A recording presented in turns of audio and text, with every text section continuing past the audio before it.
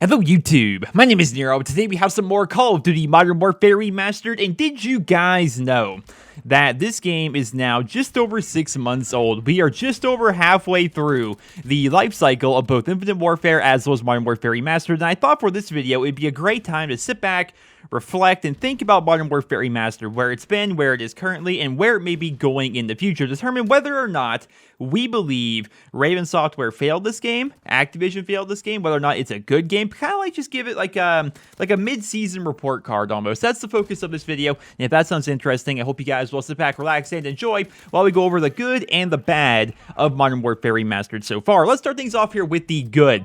I would say a very positive thing about this game would be the remaster itself, right? It's been out for a while, so maybe we don't appreciate it as much as maybe we did back in November, but the remaster itself is pretty freaking good. The way they updated the maps, the way they updated the guns, the remaking of how the game actually was back in Call of Duty 4, quirks and all. I mean, to this day, if I take a silenced G3 and I try to knife somebody, it's just not going to work, right? Because it didn't work in COD 4, it doesn't work here in Modern Warfare Remastered. They did a spectacular job recreating the game from the ground up. They did change a couple of things like barriers and stuff like that for glitches and whatnot, which is to be expected. But for the most part, it did give us what we wanted in terms of seeing what Call of Duty 4 maps would look like if they were made in 2016. And I think that's pretty freaking awesome. Everything just works in this game. Now, I will say we only got 10 maps at launch, which was a bit off-putting. And by the time, we played those maps for a while, we're like, all right, can those other maps like hurry up now? And they came in December, obviously. And then we got the remaining maps. And ever since then, I mean, the remake itself has felt freaking fantastic. And I'm a big fan of that. They even continued to support old stuff, which I think is awesome, right? So there are unpopular game modes here in Modern Warfare Remastered. There were unpopular modes back in COD 4 as well, but like Sabotage, Old School Mode, Headquarters. It's worth mentioning, back in the day, Headquarters was very popular. Very, very popular. But ever since they add Hardpoint to the game, it just seems like the objectively better Headquarters, and so as a result, people don't play Headquarters anymore. But they keep it in the game. They have it in a classic playlist, but they keep that stuff in the game because it was there in COD 4. It's going to be there in Modern Warfare Remastered, while at the same time, they added in new stuff to the game like Kill Confirmed, like Hardpoint, and I think that's a very good touch on the part of Raven Software. They are respecting the past while at the same time giving fans new stuff that they know from current Call of Duty games that they maybe enjoy a little bit more, which I think is fantastic. They also brought new events to Modern Warfare Remastered, which I think a lot of people tried to underplay. Like this weekend alone, like perfect example, just started today.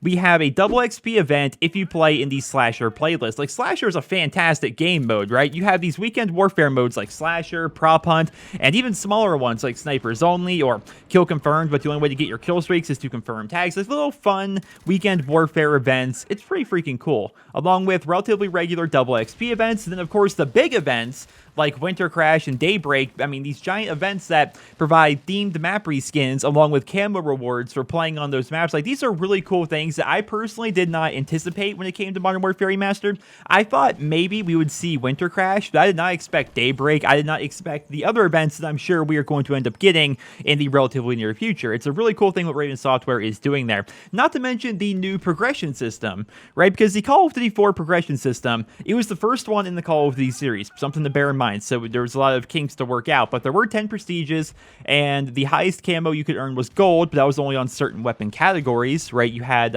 if you basically unlocked Red Tiger, which was 150 headshots on every single assault rifle, that would unlock you gold for only your AK-47 assault rifle. If you did it for these submachine guns, it would unlock you a golden mini Uzi. Basically, there was a golden weapon for every single tier, whereas they changed that up a little bit with the progression system and the customization system. You can get gold for pretty much everything you want. You have all these new camos, all these new camo challenges, Exclusion Zone, which is basically the equivalent of Black Ops 3's Dark Matter. Freaking fantastic, right? It gives people stuff to work for, and it's a lot of fun. Like, me personally, like, I don't even care so much about gold or Exclusion Zone. Like, I like the classics, right? I'm a fan of getting Red Tiger on most of my weapons. That's kind of what I go for, because that's what I used back in the day. But it's cool that there's more than just that. And they also made it, unlike back in Call of Duty 4, where you can actually keep your camo challenges as you prestige, which back in COD 4, if you got Red Tiger for your MP5, then you prestige, you no longer have Red Tiger. You don't even have digital. You have nothing, right? And so you had to reacquire it. So they made it so it actually stays, which is pretty nice. Not to mention 20 prestiges, 1,000 levels for players to actually go through if they so choose. Lots of calling card and emblem sets that are rewarded for completing various challenges. Overall, they took the Call of Duty 4 formula, rebuilt the maps, rebuilt the guns, put in all the quirks, added new events, a new progression system, new customization, lots of really cool and interesting things. Like, on that front, Modern Warfare Remastered is a fantastic game. On the flip side of things, though, it's now time to start talking about some of the bad. Do we remember the 10-tick servers that absolutely plagued Modern Warfare Remastered for a very, very long time? I mean, they've been fixed for a while, so for those of us that have been playing consistently throughout the year, it's kind of easy to forget, but man, those servers were atrocious for the first few months, making it was hard for me to play. To be perfectly honest, I did not want to play Modern Warfare Remastered back then because it was like every gunfight was seemingly a coin flip. No matter how well I was playing, no matter how bad my opponent was, at times, I wouldn't show up on their screen. Like, I would be on their screen shooting on my screen, but on their screen, I'm not even shooting. I'm just standing there with, like, my thumb up my nose, like, doing nothing, right? I freaking hated the 10-tick servers. They really made the game pretty difficult, and they did not communicate with us really whatsoever.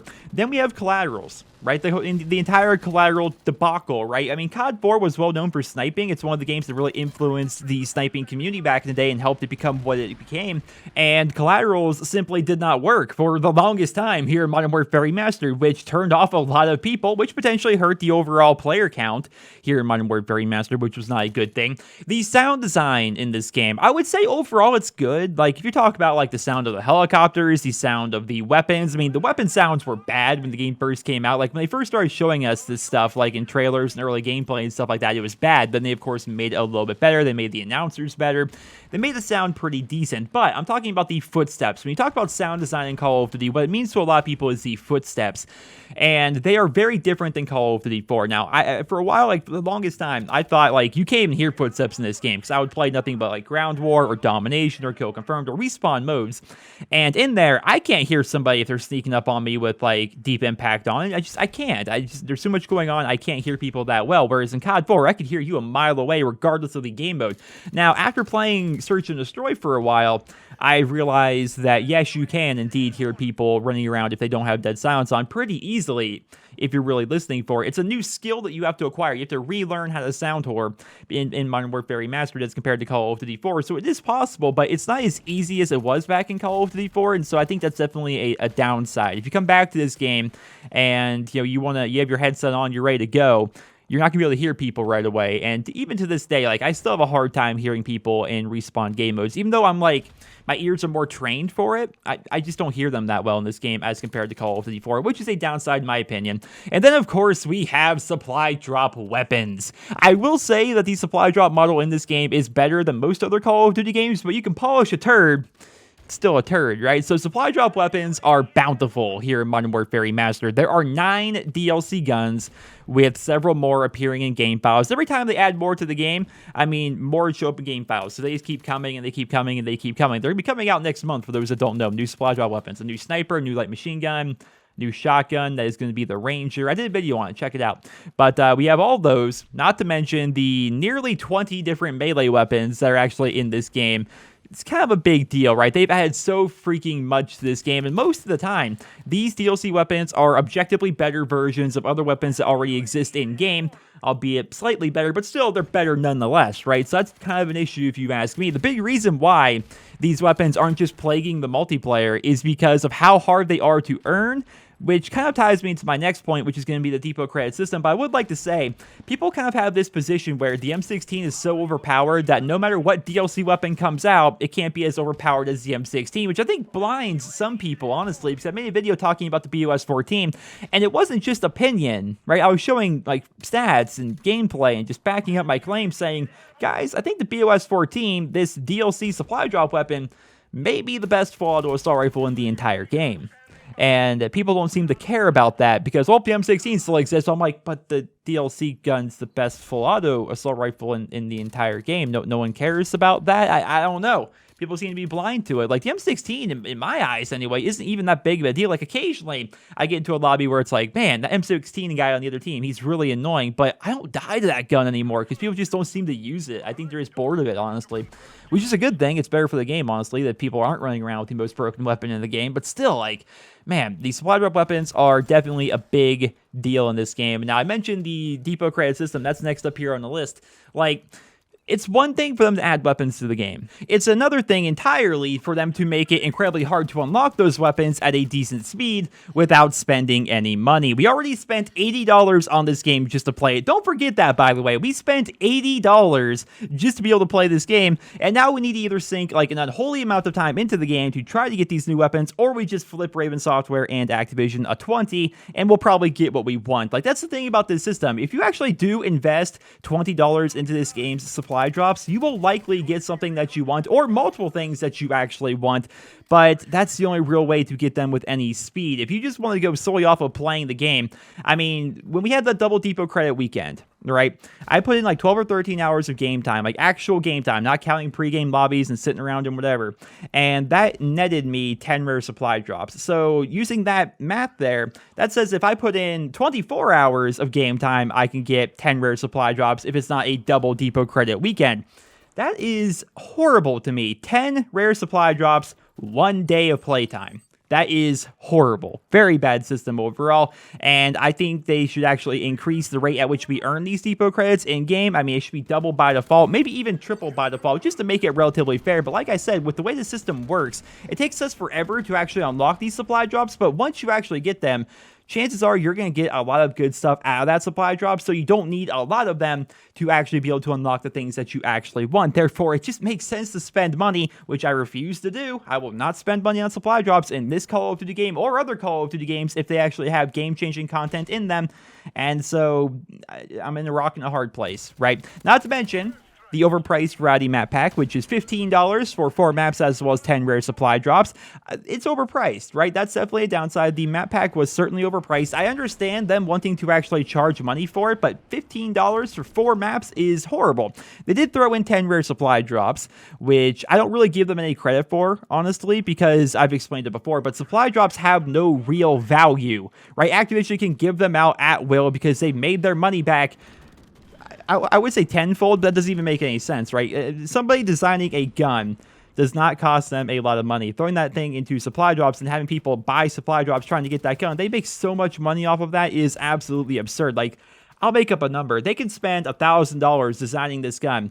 They're going to make $100,000 back the first day it releases of just people buying supply drops trying to get access to that gun. Like, it's absurd. It makes no sense, right? So when they give us 10 rare supply drops with the DLC, I don't see that as like a giant act of charity on the part of Activision. But I will say, going back to what I was talking about with the depot credit system, the 10 rare supply drops that I got for buying the DLC, because I still bought it. It's overpriced, but I wanted the maps regardless, right? And those 10 rare supply drops gave me enough stuff to unlock the BOS 14 and the Fang 45. Just saying, like, the DLC model, like, if you actually put money into it, it actually is decent, but still, they charge you and charge you and charge you, which is not a good thing. It's a bad model overall, and therefore it goes here on the bad for Modern Warfare Remastered. And then, of course, we have the coup de grace. The fact that we are over 6 months into Modern Warfare Remastered's life cycle, and it is still only a side bonus for buying a special edition of Call of Duty Infinite Warfare. That is the sin. That is the mortal sin of this game. That right there has single-handedly gimped Modern Warfare Remastered and ruined what potential it may have had to be an incredible game. I'm going to say that I enjoy Modern Warfare Remastered. I like it a lot. I really do. But I don't think the community is very big. This game did not bring back as many fans as I had hoped for. I was hoping that Modern Warfare Remastered was going to be a second coming of sorts for the Call of Duty community. I hoped it was going to bring back all those fans that played back in the day. I was hoping that it was going to be this really big deal. And it hasn't been that. I think we can all agree, because we're kind of in an echo chamber here, honestly. Like, here on my channel, it's a Modern Warfare Remastered channel, right, for the most part. And so as a result, we're always talking positively about Modern Warfare Remastered. We're talking about events that are coming up, or strategies on different maps, or different weapons and stuff like that. It's a bit of an echo chamber. We all seem to enjoy Modern Warfare Remastered. If we didn't, why would we be watching NerosCinema's videos, right? Doesn't make any sense. But that is not the general consensus of the community. How many other dedicated Modern Warfare Remastered channels are there here on YouTube? Right? How many are there? I mean, I'm sure there are some. I don't watch other Call of Duty YouTubers that much, aside from like a select few that I'm like kind of friends with. And the reason why is I don't ever want to be accused of copying other YouTubers, or like, you know, having habits of theirs brushing off on me, like in terms of like video styles and editing and stuff like that. Like, I want everything to be my own thing. I don't ever want to be accused of copying. So I don't watch other people. But I don't feel as though there are a ton of other dedicated Modern Warfare Remastered channels, which makes me one of the few. Right? I may be one of, if not the biggest, dedicated Modern Warfare Remastered channels out there. And my channel is not exactly exploding by any stretch of the imagination, because there is not a giant community for Modern Warfare Remastered. I mean, there was a lot more when the game first came out, but now we're 6 months in and the game is still not available for individual purchase. There just isn't a community here. It wasn't the second coming that we all kind of hoped it was going to be, regardless of the fact that the maps are good and they recreate them flawlessly. The perks they work exactly the same. The guns work exactly the same, quirks and all. Like, it's the same game that we wanted, with some extra stuff thrown in there, stuff that makes the game even better. Some stuff is good, some stuff's bad, but for the most part, the game is better than COD 4. But it did not bring back that community, and that's because of Activision, right? Activision is the reason why Raven Software has failed. And it sounds weird to say that it's failed, but honestly, like, the fact that they took this game and they handcuffed it to Infinite Warfare, not letting it sell on its own merit, that's what really killed this game. And it sounds weird to say killed. You guys know what I'm saying. Like, the game's not dead by any stretch of the imagination, I wouldn't say. But that's what killed the potential for this game, I guess I should say. Modern Warfare Remastered, I feel as though, could have been giant. I think it could have been really big. But as soon as all those old school fans had heard, oh, I have to buy an $80 edition of Infinite Warfare, a game that a lot of old school fans don't want to play in the first place, nah, I'm going to sit this one out. Especially when back then, you know, the game only had 10 maps by default. Like, wait, you want me to spend $80 for COD 4 Remastered that has 10 maps? Like, why would I do that, right? So they just, from the start, Activision doomed Modern Warfare Remastered, which is why I feel as though, personally, the game itself isn't as successful as it should have been. And that's really sad to me. It really is. Like, man, I wanted this game to be the second coming, and in a lot of ways it is. In a lot of ways, it is a fantastic game, but it did not revitalize the COD community the way I wanted it to. It wasn't the big second coming that I hoped it was going to be. And now that we're 6 months in, I think it's fair to say that that's actually accurate. You know, I think when you're only like a month in, you don't know how things are actually going to work out. Now we're 6 months in. We've seen some things here. We know what the deal is. We know how Modern Warfare Remastered is going to work. And it isn't the game we kind of hoped it was going to be in terms of popularity. And that the blame is solely put on Activision's shoulders here. It was Activision. They are the reason why Modern Warfare Remastered is not as successful as it should have been. And honestly, man, how can they, as if I didn't hate Infinite Warfare enough, Infinite Warfare is directly responsible for just gimping Modern Warfare Remastered's success because of Activision. Because Activision decided, well, we can't buy this game without having this $80 edition of Infinite Warfare. Now, it is worth mentioning that was leaked last month via GameFly that Modern Warfare Remastered is going to become available for individual purchase on the PlayStation 4, Xbox One, as well as PC. So it's going to be June for the PS4 as a release, and it's going to be July for the Xbox One and the PC. But even then, you know it's going to be overpriced. They're going to charge probably $60 for it because they're Activision, when the game is not going to sell, especially this late in the game's life cycle. Like, it's been out for a while. The hype is gone, right? It is not going to sell for $60. They need to make it $30 or even $20, right? They need to make it really cheap to try and get as many people playing this game as possible, and then maybe try and earn your money back with your incredibly greedy microtransaction system. Like, that's what they need to do. That's not what they're going to do because they're Activision. They're going to charge an exorbitant amount for the game and then still charge us a bunch for supply drops and everything else while they're actually in the game. So overall, I feel as though Modern Warfare Remastered, as it's like mid-year report card, things could change, right? We're gonna review this in like late October, early November, as soon as like COD World War II is about to come out. We're gonna review this video. Well, not this video. We're gonna review the game similar to this video and see how it was at the end of its 1 year life cycle. What has changed? What's better? What's good? What's bad? What have you? But right now, at the 6-month mark, I would say Raven Software did a great job recreating this game.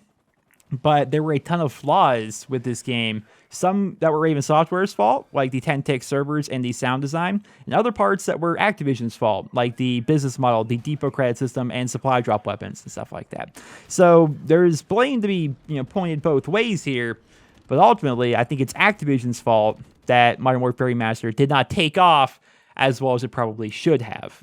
So those are my thoughts. I hope you guys all enjoyed it. Let me know your thoughts down there in the comment section below, and I hope you guys all have a wonderful day.